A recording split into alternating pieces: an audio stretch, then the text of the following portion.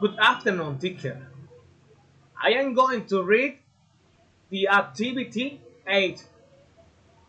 Dear Mom and Dad, here we are in Montenegro, Quindío of the National Coffee Park.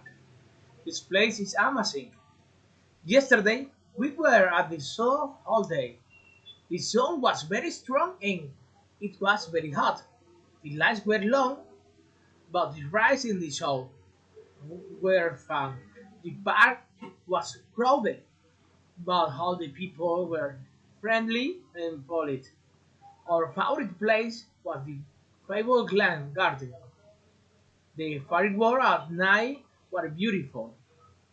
It was great for use, but Daniela was already hot and tired of the end of the day, which missed you a lot. Love Daniela and Salome.